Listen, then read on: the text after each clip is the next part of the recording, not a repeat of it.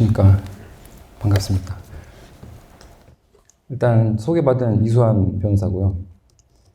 이제 화폐라고 하니까 제가 마치 이제 뭐 케인즈 화폐론 이런 거를 언급하실까 기대를 하실 것 같아서, 저는 법학 전공자니까 그런 경제학적인 뭐 또 학술적인 얘기는 잘 안 하고, 저는 이제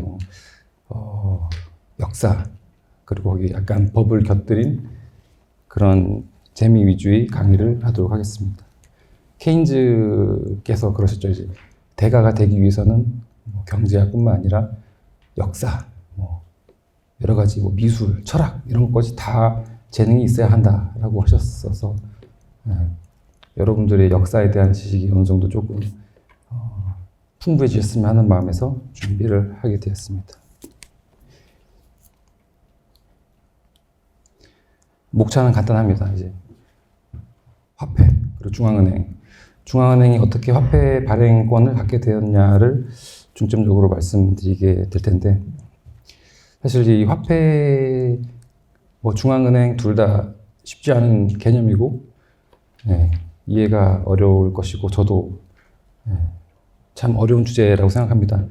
그래서 저도 준비하면 조금 부담은 됐지만 또 재미난 이야기를 할 수 있다는 생각에 기대도 되고 그렇습니다. 먼저 들어가면서 유명한 분 한 분 소개하면서 시작하도록 하겠습니다. 통화정책의 마이스트로라고 불리는 분이죠. 앨런 그린스펀 전 연준 의장입니다. 아시겠지만 이제 1987년부터 2006년까지 의장을 하신 분입니다. 원래는 줄리어드 음대에서 음악 공부를 하셔가지고 뮤지션으로 일하다가 이제 자신보다 훌륭한 음악가들이 많다 해서 뉴욕대에서 경제학을 전공하시고 이렇게 마이스트로라고 칭호를 받으시는 분인데, 이분이 뭐라 했냐 한번 읽어보실까요? 저는 한글로 읽겠습니다. 중앙은행가가 된 이후로 저는 알아듣기 힘든 말을 중얼거리는 법을 배웠습니다. 만약 제가 당신에게 지나치게 명확하게 들린다면 당신은 제 말을 잘못 이해하신 겁니다. 라고 하셨습니다. 그래서 연준 의장까지 하신 분이 뭐 말주변이 없어서 그렇다고 보진 않고, 금융시장의 이제 과잉 반응을 방지하기 위해서 의도적으로 모호하게 표현하지 않았을까라고 생각합니다. 이걸 이제 연준화법, Fed Speak라고 하는데, 제가 이 말씀을 왜 드리냐면, 제가 이번 시간에 뭐 중얼거리거나 두서가 없더라도 연준화법을 한 게 아닌가라고 선회를 해주시면 감사하겠습니다. 다음 또 유명한 분 있죠. 이제 케인즈라고 대공황의 원인과 해법을 제시한 분이다. 현대 경제학의 창시자라는 뭐 세간의 평가도 있습니다. 이분이 또 뭐라 하셨냐 하면은, 나는 돈에 대해서 진정으로 이해하는 사람을 3명 밖에 알지 못한다. 다른 대학 교수 1명, 내 학생 1명, 그리고 영란은행 하급 직원 1명이다. 이렇게 표현했습니다. 그만큼 머니가 어렵다. 케인즈 이분도 화폐의 본질과 기능에 대해서 최종적으로 이해하는데 뭐 연구 인생을 뭐 소요했다, 이렇게 표현을 하고 있습니다. 근데 만약에 케인즈가 우리 한국은행 선배님들을 봤으면 이 3명에서 조금 더 늘어나지 않았을까 싶은데, 그만큼 화폐는 이해하기 어렵다. 그런데 만약에 나는 화폐 전문가다, 뭐 세간에서 그렇게 이야기한 사람이 있다면 극히 드문 소수의 고수거나, 아니면 사기꾼이거나, 아니면 겸손하지 못한 사람이거나, 뭐 이렇게 생각할 수 있지 않을까 싶습니다. 그래서 저도 이제 우리 한국은행 선배님들의 가르침을 받으면서 열심히 연구를 하고 있습니다. 그 어려운 이제 이야기를 뭐 제가 하겠다는 건 아니고, 재밌게 한번 풀어나가도록 하겠습니다. 센트럴뱅크라고 중앙은행을 하는데, 왜 센트럴이라고 하는지 아실까요? 이 월터 베젯이라는 사람의 사진인데 19세기 영국 이코노미스트이자 이제 이코노미스트지의 편집장이라고 합니다. 그래서 그의 저서 이제 롬바드 스트리트에서 이 월터 베젯이라는 사람이 중앙은행 제도에 대해서 아주 탁월하게 설명을 했다고 합니다. 중앙은행의 역할이 뭐냐 하면 화폐를 독점적으로 발행하는 은행, 그 영랑은행 같은 중앙은행이죠. 이제 그런 중앙은행이 금융위기 상황에서 중요한 책임과 역할을 한다. 유동성 위기에 빠진 은행들한테 최종적으로 유동성을 공급한다.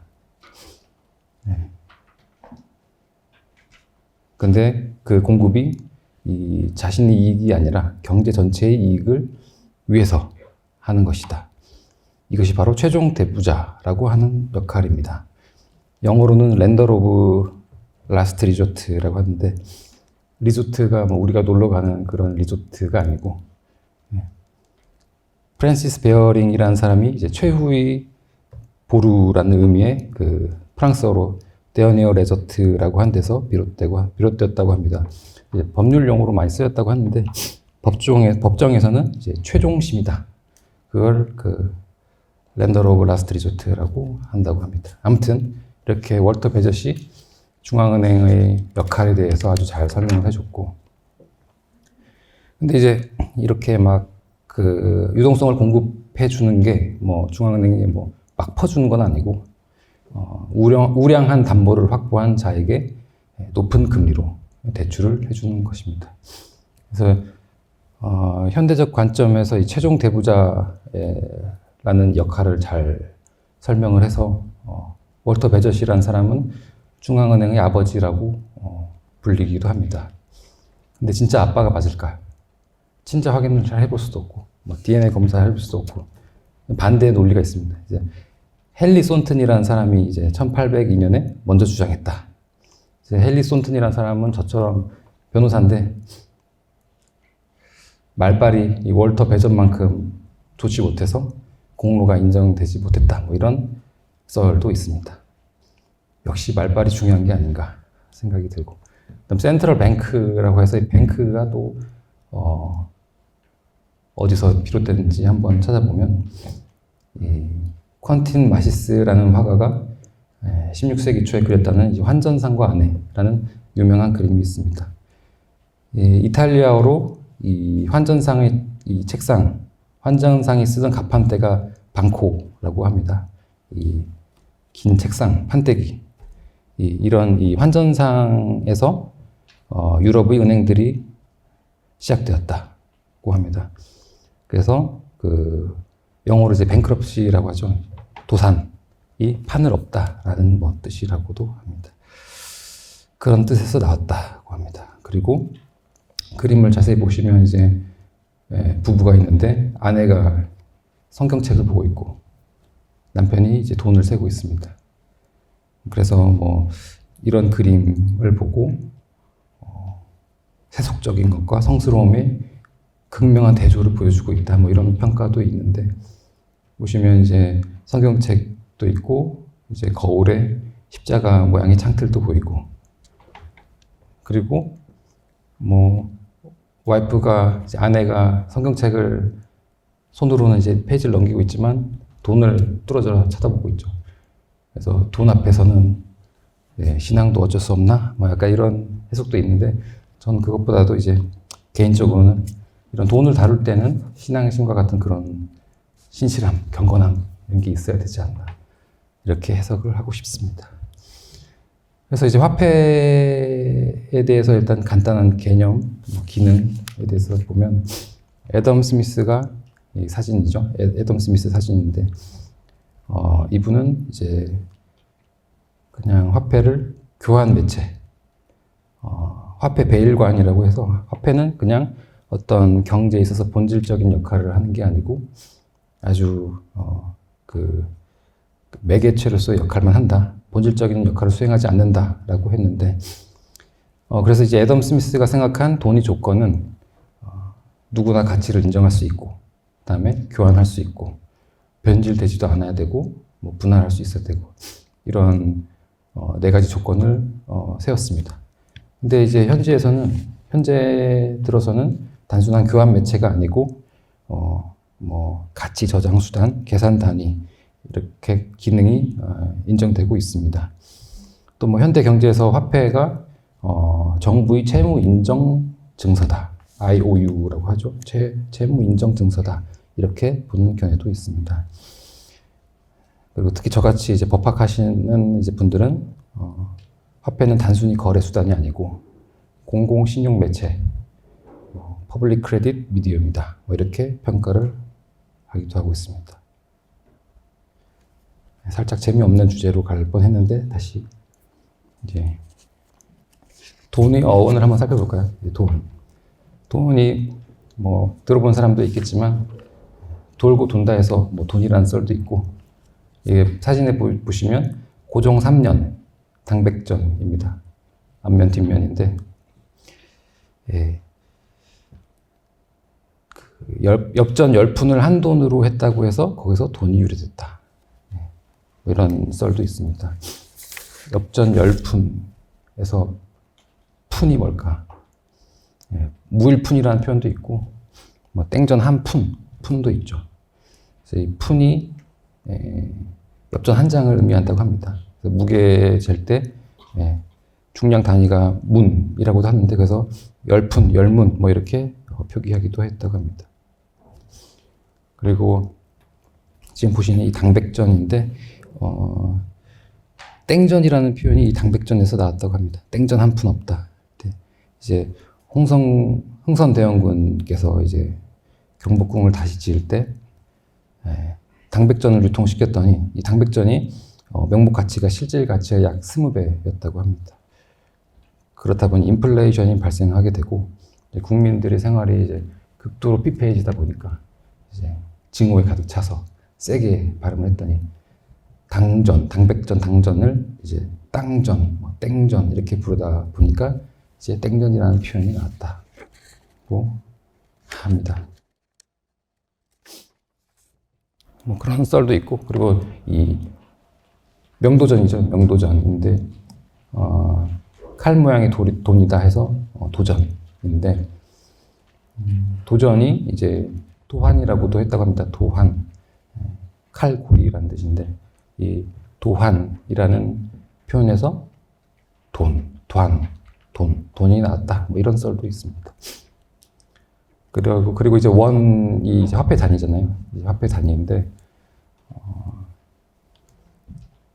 이제 중국은 이제 위안, 일본은 엔, 이제 우리나라는 원인데, 삼국 모두가 돌고 돈다는 그런 의미에서 둥글 원에서 나왔다는 설이 있고, 근데 이제 뭐 돌고 도는 게 돈만이 아니고 화폐를 만드는 이제 제조기, 이런 주조기도 돌고 돌았습니다. 이 사진 보시면 이게 뭐냐면 일본 최초 조폐국인 오사카에 있는 조폐국입니다.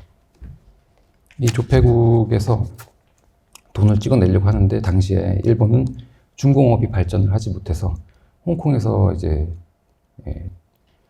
주조기를 수입을 했는데, 그 홍콩 그 조폐기에서 사용하던 그 은하 단위가 그대로 일본으로 와서 사용됐다. N으로 사용됐다. 뭐 이런 이야기도 존재합니다. 그래서 당시에 이제 이 일본 조폐국에서는 이제 이런 홍콩의 이제 선진 제조기, 조폐기도 갖고 오고, 이제 좀 더 선진화된 모습을 보여주기 위해서 직원들 모두 서양식 옷을 입어야 된다. 뭐 이런 강제했다고 하는데, 그래서 이제 현재 오사카가 상업과 산업의 중심지라고 뭐 얘기가 되는데, 이 오사카의 번영에는 조폐국이 덕이 있다. 뭐 이런 이야기가 전해지고 있습니다. 아까 지금 방금 원이라고 했는데, 그 원이 우리나라 화폐 단위인데, 화폐 단위가 변경된 적이 있다는 사실을 알고 계실까요? 다들 대학생 분들이라고 들었거든요. 그래서 아마 오래전 얘기면 기억을 못 하신다고 들었는데, 두 차례 화폐 단위 변경이 있었습니다. 1953년에 한국전쟁 이후에 이제 산업이 크게 위축되면서 물가가 급등하고 그래서 원에서 환으로 변경을 했다고 합니다. 100원이 1환이었는데 그 1환, 100원이 1환으로 이제 긴급 통화 조치를 단행했다고 합니다. 그리고 그러다가 이제 1962년에 큰 돈을 자꾸 이제 국민들이 쟁여놓으니까 쟁여놓지 말고 산업 자금화하자, 산업 자금으로 쓰자 이래서 다시 환에서 원으로 돌아갔다고 합니다. 지금 보시는 게 100환, 10환인데 지금 보시는 게 10환입니다. 10환. 이 아래 그림을 보시면 저게 열십자인데 우리가 아는 열십자랑 다르죠. 원래는 이렇게 십자가 모양인데 한 일자에 짝대기만 끄면 10이 되기 때문에 위조가 될 수 있어서 이렇게 복잡한 한자를 썼다고 합니다. 이런 한자를 가진 자라고 표현을 하는데 이렇게 10환도 있고 이제 100환은 이게 100환 이승만 그려진 100환입니다. 그 다음 파운드 영국의 화폐 단위죠. 파운드 보시면 2022년에 엘리자베스 2세 여왕이 서거하시고 찰스 3세가 즉위하면서 지금 5파운드가 두 가지 종류가 유통되고 있습니다. 똑같은 5파운드인데 어느 그림은 여왕님, 어느 그림은 저 찰스 3세가 그려져 있다고 하니 조금 신기해서 가져와 봤습니다. 그래서 왜 이렇게 두 가지 종류를 유통시키냐? 영란은행에서 뭐라고 했냐면 환경적이고 경제적인 영향을 최소화하기 위해서 왕실 지침을 따른 것이다. 이런 환경적, 경제적 영향을 최소화하기 위한 왕실의 지침을 따른 것이다. 대중은 그 두 번째 새 지폐, 이제 찰스 3세 그림 그려진 것을 아주 서서히 보게 될 것이다. 이렇게 얘기를 했습니다. 근데 뒷면에는 다 처칠이 그려져 있죠. 처칠. 그래서 처칠 그려진 페이지를 잘 보면 유명한 문구가 그려져 있어서 또 뭐라고 써 있냐면 I have nothing to offer but blood, toil, tears and sweat라고 영국식 영어로 하려고 해봤는데 무슨 뜻이냐면 내가 줄 수 있는 것은 피와 고역, 눈물, 땀뿐이다. BTS가 생각이 나서 피땀 눈물이 생각나서 한번 이렇게 연설문이 이렇게 인용된 거를 저희는 우리나라 한국은행 뭐 지폐에서는 볼 수 없는데 이런 표현이 있다. 저도 마찬가지로 한국은행에 줄 수 있는 게 피땀 눈물밖에 없어서 가져와 봤습니다. 그 다음 달러. 이 그림 보시면 조금 무섭죠, 그림. 근데 하기 전에 한번 이 파운드라는 표현이 왜 어디서 나왔냐? 이것도 이제 라틴어에서 나왔는데 로마에서 중량 단위가 리브라 폰도라고 하는데 폰두스가 무게라는 뜻이고 무게로라는 뜻이고 리브라가 저울이라는 뜻입니다. 그래서 저울로 달다. 그래서 리브라 폰도에서 리브라 생략해서 폰도, 생략해서 이제 폰도가 되고 이게 지금의 파운드로 변형되었다고 합니다. 그리고 이제 그 파운드 단위가 L자인데 이게 리브라에서 나왔다. 그리고 달러 하면 이제 또 S자잖아요. 그거는 이제 스페인에 있는 은화에서 나왔다. 그 두 개의 헤라클레스 기둥이 있고 거기에 S자 모양이 리본에서 유래되었다는 주장도 있고 스페인 국왕의 문장에서 나왔다는 주장도 있습니다. 아무튼 그리고 이 보시면 달러 그림을 왜 저런 무서운 그림을 갖고 왔냐? 이게 홀로페르네스의 머리를 든 유디트라는 그림입니다. 유디트가 과부인데 약간 이제 조선시대 연려인 농계가 생각나는 그림입니다. 그림 배경을 간단하게 설명드리면 이 아시리아 왕이 이제 장군 홀로페르네스에게 이스라엘을 정복해라 해서 이 과부였던 유디트가 이제 기도를 하면서 이스라엘을 지켜주십시오 하고 본인은 화려하게 꾸미고 이제 시녀를 데리고 적진으로 가서 이제 술 마시고 취한 페르네스의 목을 자르는 거죠. 왜 이 그림을 달러 속에 그려줬냐면 이 모자에 있는 이게 바로 달러의 기원인 요하임 스탈러라고 합니다. 이 요하임 스탈러가 앞면에는 성인 요하임, 뒷면에는 보헤미아 왕국의 문장인 춤추는 사자가 그려져 있습니다. 일종의 이제 보헤미아 지역의 저항의 상징으로 이제 이 그림에서 그려졌다는 이야기도 있습니다. 그래서 요하임 스탈러가 뭐냐?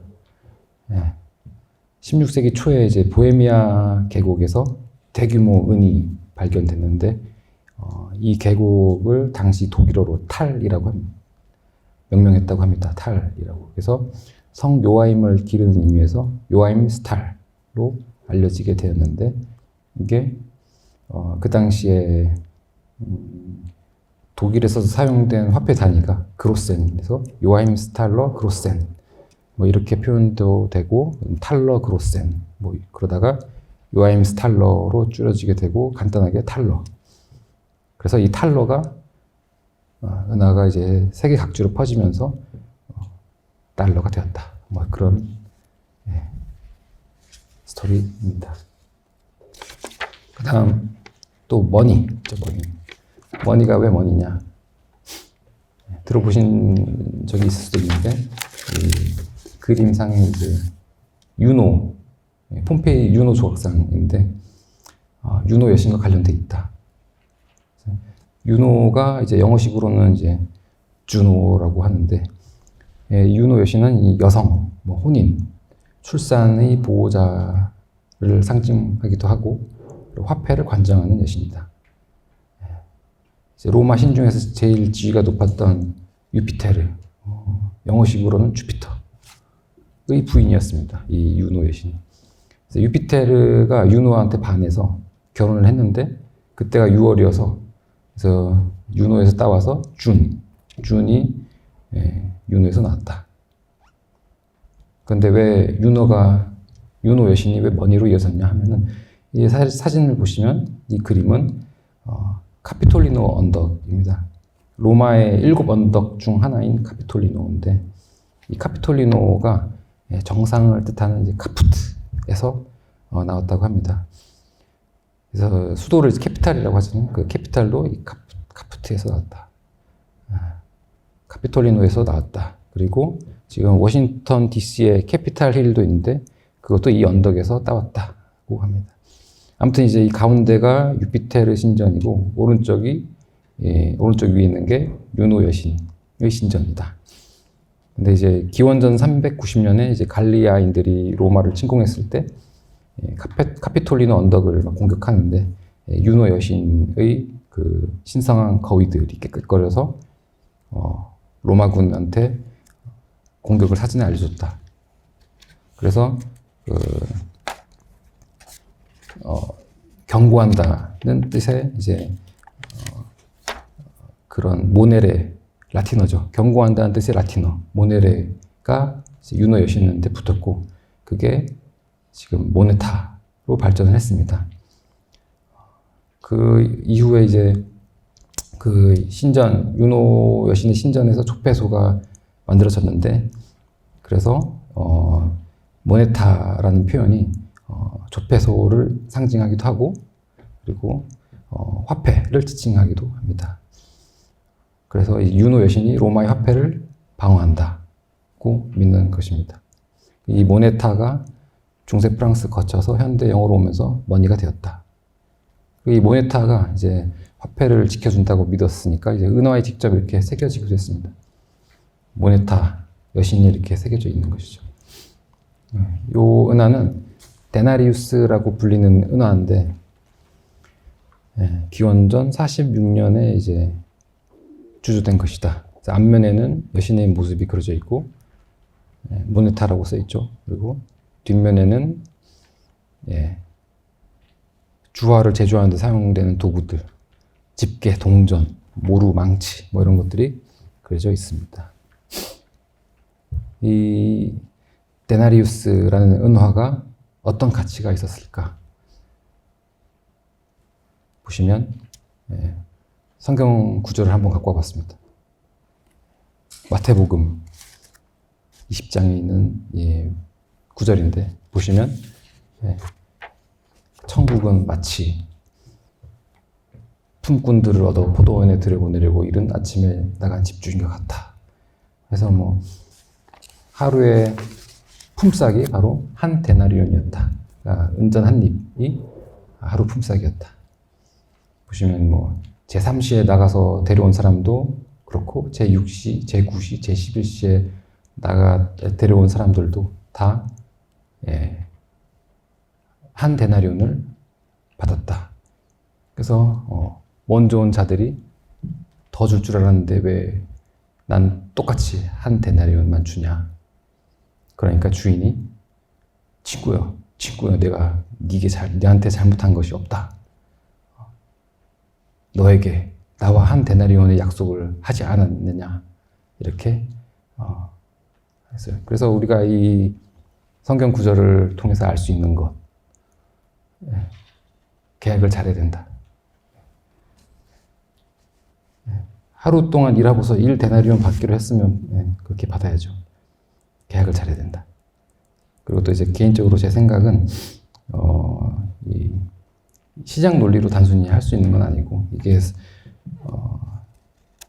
어떤 정책적 목적이 있었잖아요. 천국으로 데려오기 위해서. 이런 선한 정책적인 목적이 있다면 뭐 중앙은행에 비유하자면 뭐 왜 어떤 은행은 뭐 어떻게 하고 뭐 이런 정책을 하고 나는 왜 더 편익을 제공하지 않냐. 단순히 시장 논리로서 볼 수 있는 건 아니고 어떤 정책적인 목적이 있는 중앙은행이 하는 것이면 단순히 이제 시장 논리로 재단할 수 없다. 뭐 개인적으로 그렇게 생각이 듭니다. 데나리우스 말씀드리다가 해서 성경 구절까지 왔는데 다시 이제 유명한 카이사르의 데나리우스입니다. 왜 이 카이사르의 데나리우스를 말씀드리냐면 중앙은행이 그때 없었거든요. 로마에는. 그래서 군대를 위해서 이 로마의 경제를 위해서 뭐 공익을 위해서 한 게 아니고 자신이 군대를 위해서 이렇게 화폐를 발행했다.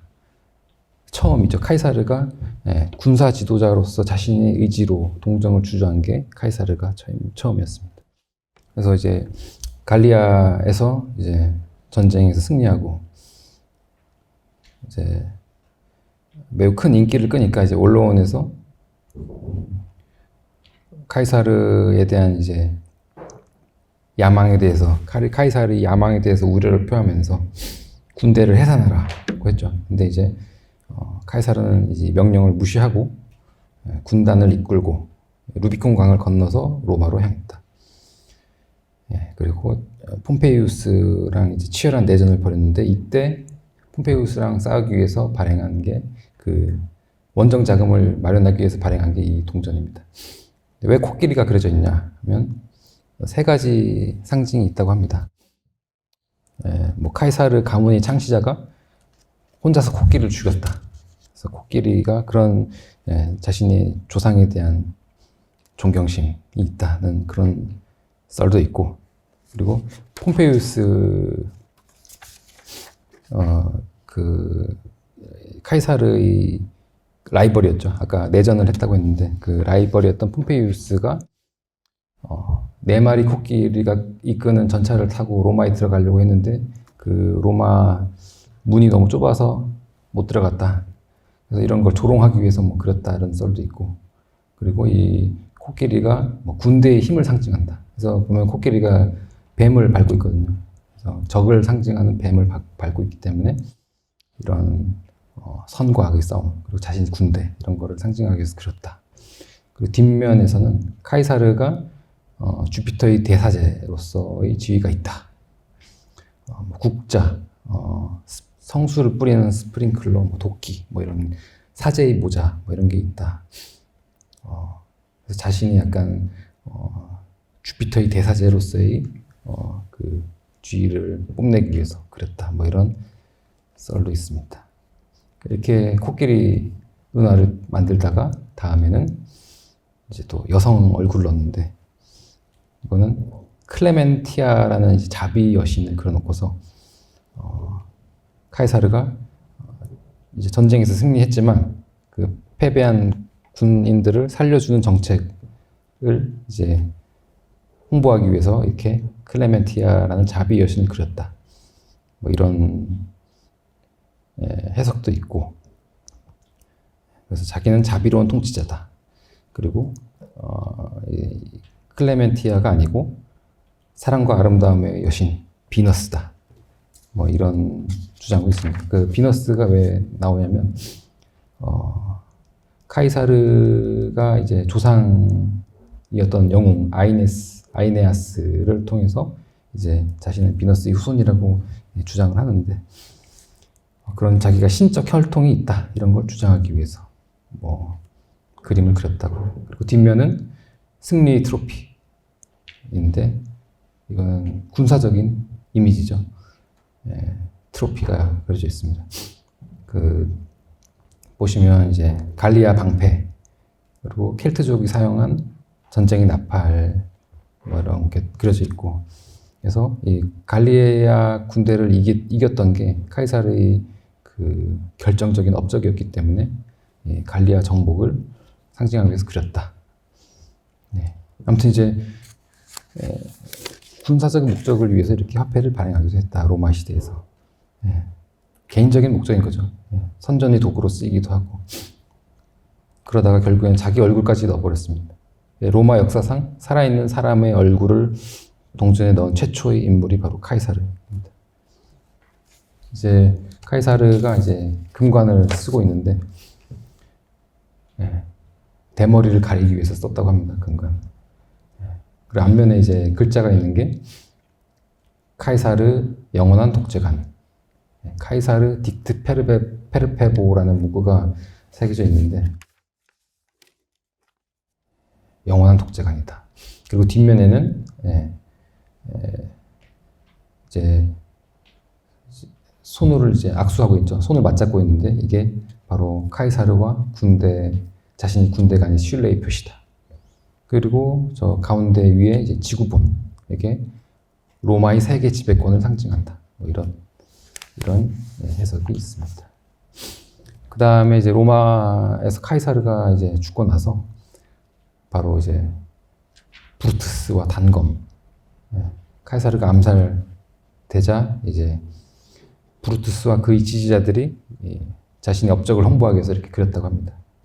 이 금전이 2020년에 420만 달러로 낙찰돼서 경매 기록을 경신했다고 하는데, 그 왼쪽에 있는 암살 때 쓴 칼, 그리고 이드마르라고 써 있는데, 이게 뭐냐면 3월 15일 라틴어 약자로 3월 15일에 카이사르를 암살했다.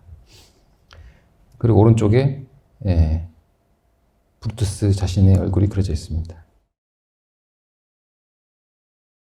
칼 사이에 뭐가 그려져 있는데, 이게 방패냐 그런 건 아니고 모자라고 합니다. 그 자유의 상징인 의복 중에 이제 모자다. 노예들이 자유를 얻었을 때 이런 모자를 받았다고 하더라고요. 이제 이 카이사르가 폼페이우스 극장에서 자신의 라이벌이었던 그 폼페이우스 이름을 딴 극장에서 브루투스 하고 60여 명의 원로원 암살자들에 의해서 살해당했다. 23번의 칼 자국이 남았다고 하는데, 칼을 이제 엄청 찔린 거죠. 그래서 이 브루투스가 이 카이사르의 애인인 세르비리아의 자식이라고 하는데, 그 이제 원로원 사람들이 의도적으로 브루투스를 끌어들여서 카이사르가 친자식처럼 여겼던 브루투스조차도 암살에 참여했다. 그래서 이제 브루투스가 연설이 있죠. 카이사르를 자기는 사랑했지만 로마를 더더욱 사랑했기 때문에 암살에 참여했다. 그래서 아무튼 이렇게 자신의 업적을 홍보하는 용도로 이제 많이 활용이 됐습니다. 그리고 그 권력자가 이렇게 정치인들이 마음대로 발행하는 것이 뭐가 문제냐 단적으로 보여주는 게 이 네로 황제가 새겨진 동전입니다. 네로 유명한 그 황제죠. 어머니 아그리피나를 살해한 다음에 그 자신의 죄악을 감추려고 돈을 엄청 썼다고 하는데 친구들한테 8억 데나리우스를 선물했다고 하는데 아까 뭐 한 1데나리우스가 하루 일꾼 품삯이었다는 거 생각하면 엄청 돈을 이제 쓴 건데 그 8억 데나리우스가 로마 재정을 8년간 버틸 수 있는 액수였다고 합니다. 그렇게 물수도 돈을 쓰고 그리고 이제 로마 대화재가 났을 때 로마 이 화재를 보면서 그 로마의 그 도시 3분의 1을 파괴한 그 화재를 보면서 저렇게 노래를 불렀다는 썰도 있지만 뭐 사실 역사적으로는 그때 그 화재 장소에서 한 80km 떨어진 곳에 있었다. 그리고 화재가 났을 때 열심히 진압을 하기 위해서 달려와서 직접 진두지휘를 했다. 뭐 이런 역사적인 평가도 있습니다. 그런데 워낙 평이 좋지 않아서 이렇게 불 지른 사람이 네로다 이런 평도 있었는데 아무튼 이제 그 로마 화재도 있고 해서 이제 데나리우스를 이제 네로 황제가 손을 대기 시작합니다. 그 은 함량을 20%를 줄였다고 추정을 이제 역사학자들이 하고 있는데 바로 통화절하라고 하죠. 디베이스먼트 통화절하라고 하는데 그래서 이렇게 통화 유통에 이제 교란이 발생하니까 사람들은 이제 기존에 그 절하되지 않았던 통화들을 감추고 은행에 맡겨뒀던 거 돈 되찾아가고 장롱 속에 숨겨놓고 이러니까 이제 그 그레시아마의 법칙 아시죠? 악화가 양화를 구축한다는 그레시아마의 법칙이 나타나게 됩니다. 이렇게 화폐를 발행하고 화폐 시스템을 유지하는 것을 어떤 권력자에게 맡겼던 이런 사태가 발생했다. 그래서 현대와 같이 중앙은행이 헌신하고 유지해야 된다. 그럼 어떻게 중앙은행이 화폐 발행권을 갖게 됐는지 한번 살펴보도록 하겠습니다. 이제 보시는 게 영란은행 사진입니다. 1694년에 이제 영란은행이 설립돼서 정부의 은행 역할을 하는 민간은행으로 이제 영란은행이 시작되는데 보시면 왕실 헌장이고 그 다음에 여기 사인하는 모습입니다. 영란은행이 어떻게 설립됐냐? 명예혁명 이후에 설립이 됐는데 직접적인 목적은 이제 프랑스에 대한 전쟁 자금을 마련하기 위해서 설립됐다고 합니다. 명예혁명 이후에 이제 보시는 이제 윌리엄 3세가 주기를 하게 되는데 명예혁명 이전에는 제임스 2세가 국왕이었는데 그 세금을 너무 가혹하게 걷어가지고 예를 들면 벽난로세 집에 벽난로가 있으면 세금을 거둔다.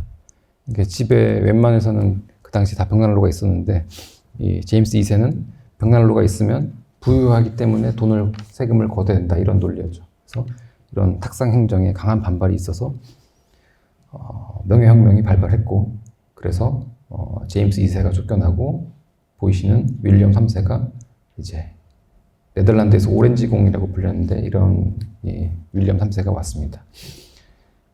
그리고 이제 이 윌리엄 3세가 나는 의회의 동의 없이 세금을 걷지 않겠다는 약속을 했고, 그래서 네덜란드에서 오면서 자신의 군사들뿐만 아니라 금융 인력들을 데리고 왔다고 하는데, 그래서 그 유명한 베어링스 은행 있잖아요. 파산한 1995년에 파산한 그 베어링스 은행도 그 네덜란드 사람들, 그 영국으로 온 네덜란드 사람들의 후예였다고 합니다.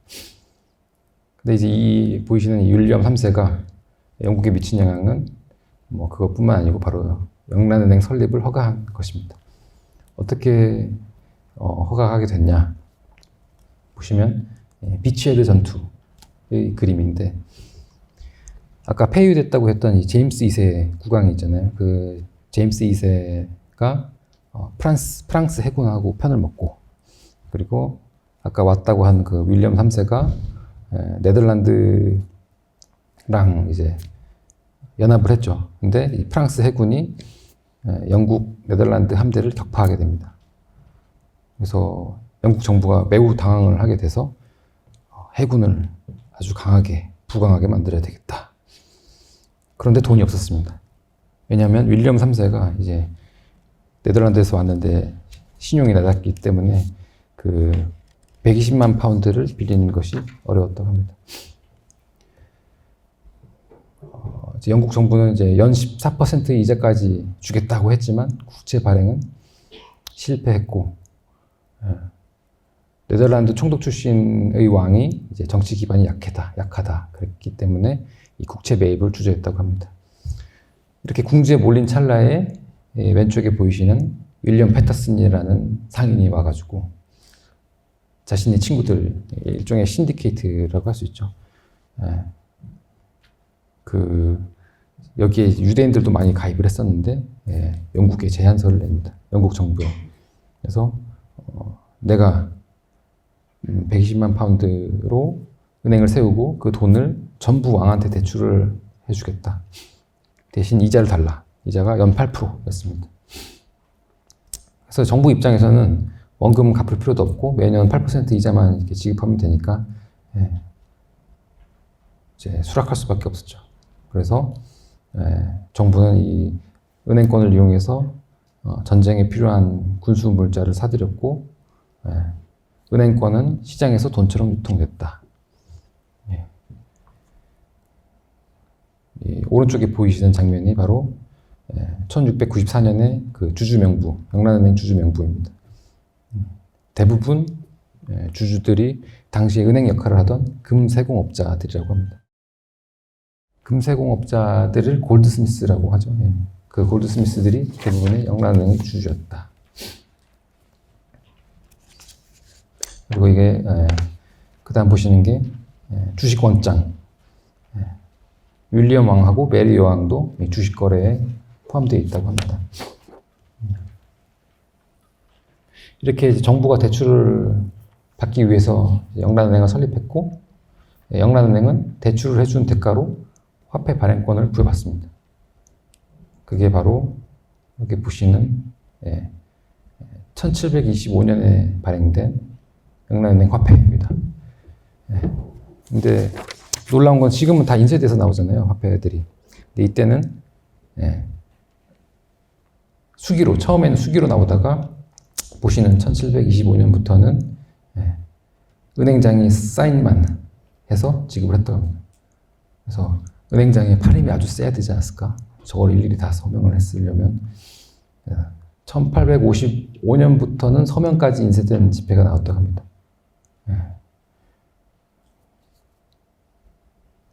그러다가 이제 또 이제 1797년에 프랑스가 또 영국에 선전포고를 하면서 또 전쟁 자금이 필요하게 되고, 그래서 엄청 이제 저액권 지폐도 막 발행을 하게 되죠. 1파운드, 2파운드짜리 막 발행하는데 막 저액권이 이제 품질도 안 좋았고 사람들이 익숙하지도 않고, 그래서 위조 사례가 엄청 많았다고 합니다. 왼쪽에 보시면 이제 forged라고 써있죠. forged. 이제 위조된 것이다. 그리고 오른쪽 아래에 있는 게 바로 위조한 하면 이제 그 당시에는 사형시켜 버렸는데 그 사용하던 세태를 이제 풍자한 예술가의 그림입니다. 마치 지폐처럼 보이지만 보시면 교수형에 처한 사람들이 막 보이죠. 영란은행이 이 지폐 위조를 무관심한 태도를 갖고 있으니까 이 조롱하는 판화를 디자인했다고 합니다. 우리나라는 화폐 위조하면 얼마나 처벌을 받을까요? 무기징역 또는 2년 이상의 징역인데 2년 이상이니까 이제 상한이 열려 있어서 이제 기본 상한은 30년, 가중사유 있으면 50년. 화폐 위조하면 큰일 나는 겁니다. 무기징역 또는 2년 이상의 징역이다. 그러다가 이제 이 보시는 로버트 필 총리인데 1844년 은행법을 만드는데 일조하신 분입니다. 은행 특허법이라고도 하는데 뱅크 찰터 액트라고 합니다. 이 뱅크 차터 액트는 보시는 이 법인데 영국뿐만 아니라 세계 화폐 시장에 영향을 미친 법이다 이렇게 평가가 되고 있습니다. 영란은행이 은행권 뱅크노트 발행의 독점권을 부여하고 신규 은행의 은행권 발행을 금지를 시켰는데 보시면 그 밑에 네 줄 보시면 An Act to Regulate the Issue of Banknotes and for Giving to the Governor and 쫙 이렇게 돼 있는데 은행권 발행을 규제한다. 영란은행에 특권을 부여한다는 것입니다. 그래서 이제 이런 법이 이제 수정 과정을 거치면서 이제 영란은행의 지위가 확립이 되었다. 그리고 이 은행법은 전 세계 중앙은행의 모델로 자리 잡았다. 왜 이 영란은행한테 특권을 줬냐? 그 당시에는 이제 지방에 있는 많은 은행들이 지폐를 남발했다고 합니다. 그러다가 지방은행이 막 이렇게 돈을 막 발행하니까 뭐 산업혁명의 자금줄 역할을 해주는 건 좋았는데 공황이 딱 닥치니까 자금 수요가 줄고 그러니까 그 많았던 은행들이 다 파산하고 은행들이 파산하니까 공황이 더 심해지고 그 은행들이 발행했던 지폐에 대한 신뢰가 무너지고 이런 문제가 발생하는 것입니다. 이 법의 이제 10조를 보시면 뭐 1844년 5월 6일에 합법적으로 지폐를 발행하던 은행업자 이외에는 누구도 영국 내 어느 지역에서도 지폐를 발행할 수 없다. 뭐 이렇게 제한을 두었다고 합니다. 이렇게 제한을 두다 보니까 점점 이제 발행이 중앙집권화가 되었고, 그래서 이제 영란은행이 잉글랜드와 웨일스에서 지폐 발행의 독점권을 갖게 되었다. 다음 장 보시면 이게 마지막으로 발행된 민간 발행 지폐라고 합니다. 누가 했냐 하면은 폭스 파울러 앤 컴퍼니라는 데서 1921년에 발행한 5파운드 지폐다. 이 폭스 파울러 앤 컴퍼니가 뭐 하는 곳이냐? 폭스 가문은 원래 양모 산업에 종사하다가 부업으로 은행업을 시작했다고 하는데 1921년 로이드 은행이랑 합병하면서 지폐 발행을 중단했다고 합니다. 그 다음 보실 게 스웨덴의 릭스방크입니다. 역사적으로는 이 스웨덴의 릭스방크가 가장 오래됐다고 하는데 유럽에서의 그 롤 모델이 됐던 건 영란은행이고, 이 스웨덴의 릭스방크는 이제 거의 350년의 역사를 가진 중앙은행이다. 이 중앙은행 릭스방크를 보면 중앙은행이 왜 화폐 발행권을 가져야 하냐 또 잘 알 수 있게 되는데, 그 릭스방크의 전신이 바로 스톡홀름 방코입니다. 이제 네덜란드 상인 출신의 요한 팜스투르가 이제 왼쪽에 보시는 국왕한테 허락을 받아서 스톡홀름 방코를 이제 설립하게 됩니다. 왜 스톡홀름 방코가 설립이 됐냐? 그 당시에는 이렇게 구리동전을 썼다고 합니다. 구리동전이 이제 엄청 무겁게 만들어져서 이 무거운 구리동전을 들고 다니기 힘드니까 요거를 이제 스톡홀름 방코에 맡기면 이제 스톡홀름 방코에서는 보관증을 내주고, 예. 이 보관증이 이제 거래가 되는 거죠, 돈처럼. 예. 근데 이제 그러다가 이 보관증이 이제 크레딧 노트로 발전을 하게 되는데, 이게 유럽 최초의 지폐라고 합니다. 1661년에 오른쪽 아래 보시는 게 크레딧 노트라고 합니다. 근데 이제 크레딧 노트를 발행하게 된 배경에는 아까 그 로마 시대 네로 황제 제가 얘기를 잠깐 했는데, 이 정부가 스웨덴 정부가 기존 주화보다 무게를 줄여서 마치 네로처럼 이렇게 새로운 주조를 했다고 합니다. 그러니까 이제 그동안 예금을 했던 많은 사람들이 옛날에 그 무거운 동전을 돌려받기 위해서 막 은행에 찾아갔고, 그래서 그게 뱅크런으로 이어졌습니다. 막 이제 보관증을 반납하고 구리 동전 달라고 하니까 이제 이에 대응하기 위해서 이제 아까 말씀드린 요한 팜스트루가 크레딧 노트를, 오른쪽 아래 보시는 이 크레딧 노트를 발행하게 되는 것입니다. 이 크레딧 노트가 특별한 게 지폐랑 동전의 예치랑 연결이 되어 있지 않다. 그러니까 마구 발행할 수 있다는 거죠. 크레딧 노트를 마구 발행하게 됩니다. 근데 또 이 크레딧 노트가 인기가 있어가지고 또 막 엄청 발행이 되니까 점점 더 많은 크레딧 노트를 발행하게 되고, 그러면 우리가 알다시피 그 인플레이션이 발생하게 되죠. 인플레이션이 발생하니까 크레딧 노트에 대한 신뢰가 또 사라지고, 그래서 또 뱅크런이 발생합니다. 내 동전 내놔라 하는 거죠. 근데 또 동전이 충분히 있지 않으니까, 아까 동전하고 지폐랑 1대1로 연결되어 있지 않다고 했잖아요. 그래서 동전이 부족하다 보니까 또 은행이 파산되고, 그래서 아까 말씀드린 요한 팜스트루는 사형을 선고받게 됩니다.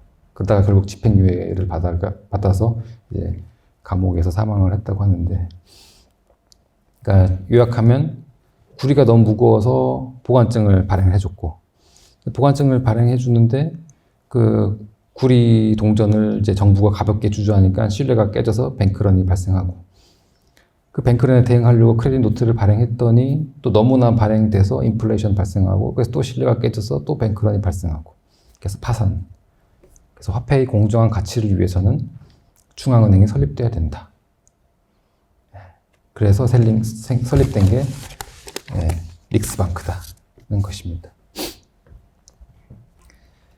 그래서 릭스방크 임무 중 하나가 물가 안정을 유지하는 것이었습니다. 그러다가 이제 보이시는 분이 이제 랑겐스키웰드라는 분인데, 이분이 1897년에 지폐 발행 독점권을 부여하는 작업에 참여를 했고, 그래서 1897년 스웨덴 중앙은행법에서 릭스방크가 은행권 발행에 대해서 독점권을 갖게 됩니다. 근데 그동안 민간에서 발행하던 지폐들이 있으니까 그게 좀 이렇게 과도기적으로 민간에서 발행한 지폐들이 유통이 됐는데, 그 오른쪽에 보시는 초록색 지폐가 바로 민간은행 지폐입니다.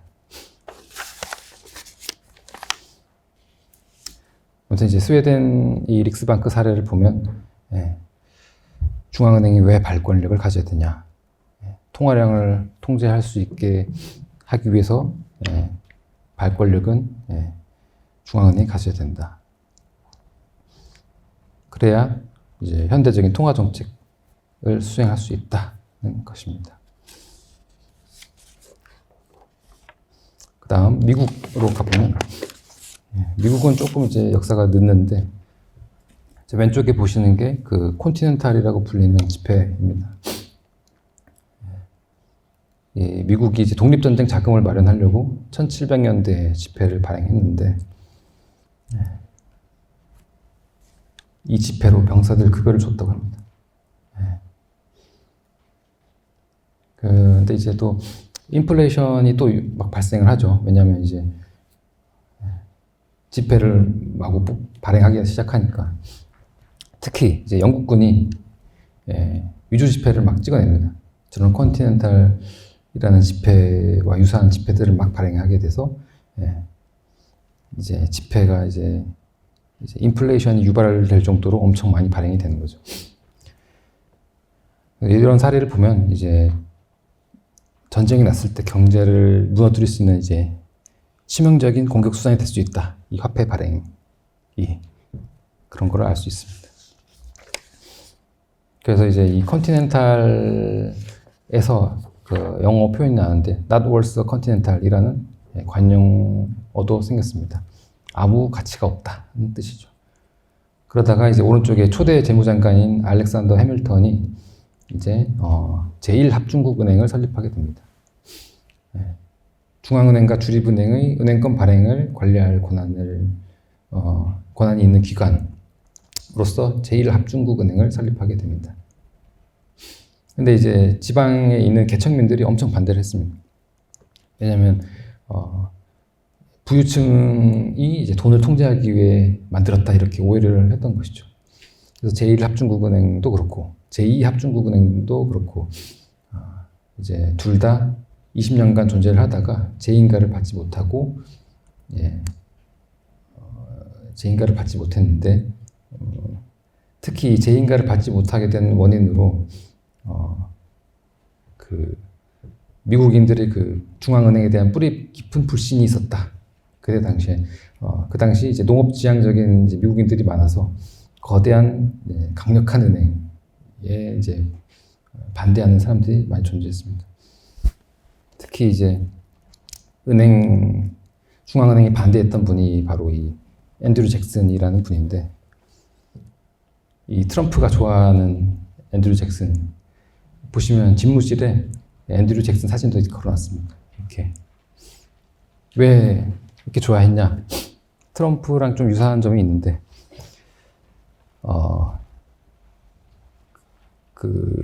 이 앤드류 잭슨이 암살 시도를 당했다고 하죠. 암살 시도를 당했지만 살아남았다. 불발돼가지고. 트럼프와 유사점이 있다. 무슨 인기가 있는 이제 사람이었는데, 이 앤드류 잭슨이 뭐 공과가 많이 갈리긴 합니다. 그 당시에 뭐 흑인 노예 수백 명을 주었다. 뭐 이런 이야기도 있고, 그리고 좀 워낙 성격이 불같아서 총알을 2발이 몸에 있다고 하는데, 뭐 친구랑 뭐 도박비 때문에 결투를 하다가 뭐 이렇게 총알이 박혀 있다, 이런 얘기도 있습니다. 근데 이제 이 앤드류 잭슨이 전쟁 영웅이었기 때문에, 그리고 자수성가한 법조인이었다, 서민 대통령이었다, 이런 점 때문에 인기를 끌었고, 그래서 이제 시골뜨기라는 의미에서 잭스라고 이제 상대 진영에서 공격을 했는데, 이 앤드류 잭슨은 오히려 이걸 자랑스럽게 생각했다고 합니다. 그래서 민주당 상징으로까지 삼았다. 근데 아무튼 이런 분이 대통령이 당선되자 나는 중앙은행을 없애겠다. 은행이 나를 죽이려 하지만 내가 은행을 죽이겠다. 이런 표현까지 썼다고 합니다. 그래서 아까 그 제2합중국은행 재인가 법안이 국회를 통과했지만 앤드류 잭슨이 거부를 해가지고 중앙은행이 공백 상태가 되게 되는 거죠.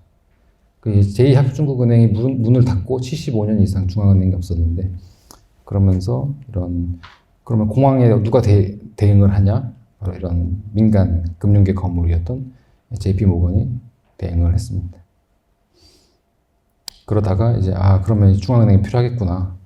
민간에 맡길 수 없다고 해서 이제 윌슨 대통령이 이제 오른쪽에 보시는 것처럼 서명을 합니다.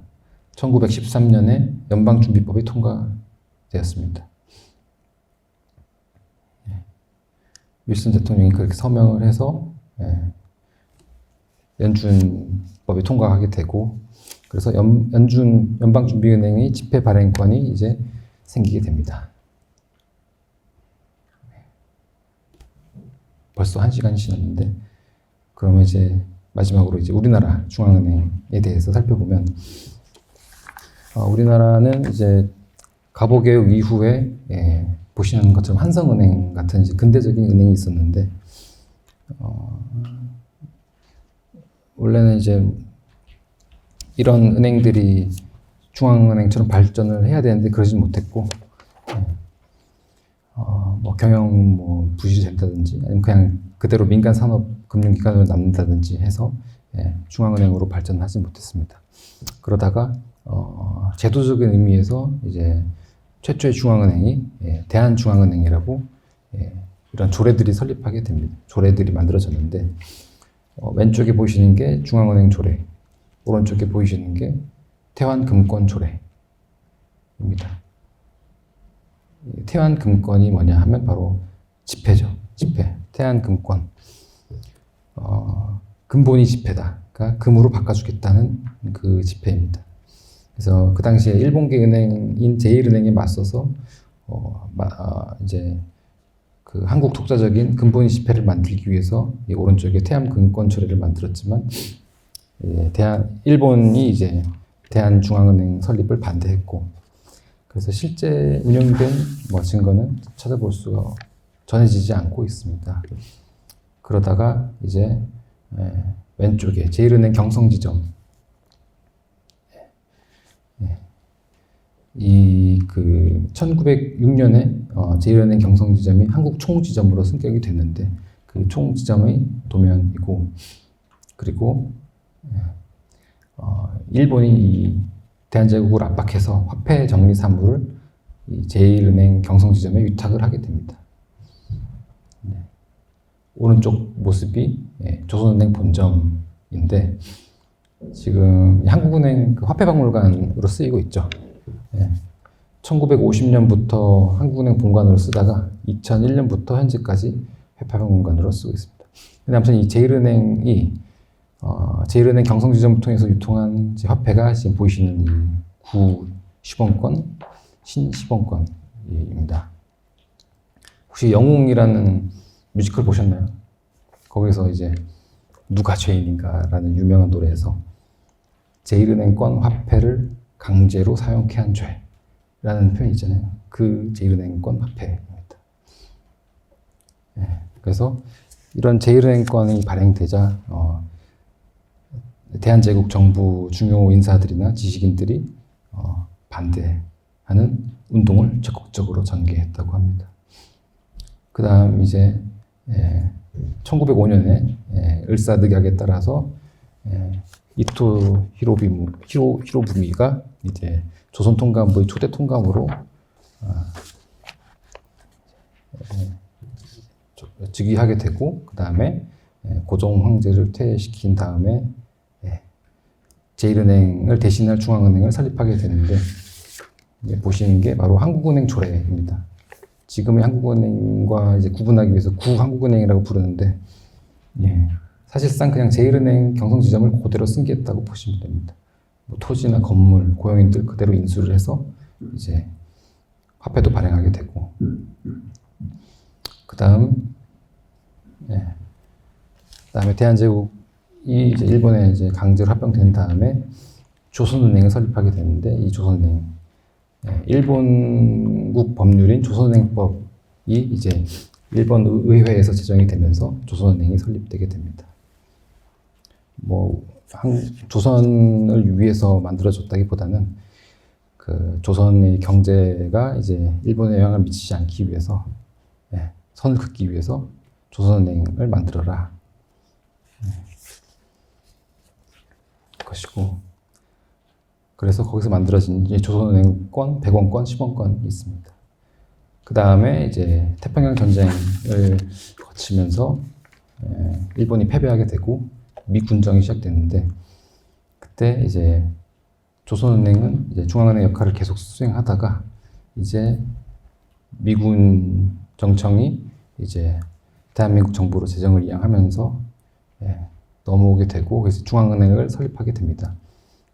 중앙은행을 어떻게 설립하냐, 이제 그 당시에 있었던 조선은행하고 재무부 약간 생각이 달랐었는데, 그래서 이제 미국의 뉴욕 연준 블룸필드와 젠센에게 이제 자문을 받게 됩니다. 그래서 이 보고서가 보이시죠? 이 아래 보면 이제 한국은행 제도 개편에 대한 건의서, 뭐 이런 보고서가 만들어지게 되고, 그래서 이 보고서를 토대로 한국은행법 초안이 작성돼서 정부에 제출되게 됩니다. 그래서 보시면 이 1950년 당시에 제정되었던 그 한국은행법의 표현이 그대로 지금 현대까지 이어지고 있는데, 화폐 발행권은 한국은행만이 가진다 라는 것입니다. 네, 이렇게 해서 한국은행도 화폐 발행권을 갖게 되었다. 이제 1시간이 되었으니 이제 마무리를 지으면서, 이제 그 당시 초대 총재였던 이제 구용서 총재님께서 한국은행이 처음 창립될 때 담화문을 발표하셨는데, 그걸 보시면 이제 한국은행이 어떤 의미를 갖는지 간단하게 한번 시사점을 읽어볼 수 있는데, 첫 번째 이제 물가 안정, 맨 밑에 경제 안정이라는 당면한 긴급성, 이런 역할을 수행하고, 그 다음에 또 중요한 표현이 있습니다. 정치적 압력으로부터 초연한다는 표현이 있는데, 세 번째 줄에 있죠. 어떠한 정치적 압력으로부터 초연할 수 있는 참된 국면의 기관이다. 우리 한국은행이 이런 참된 기관이라는 점을 한번 생각하시면서 오늘 강의는 이것으로 마치겠습니다. 감사합니다.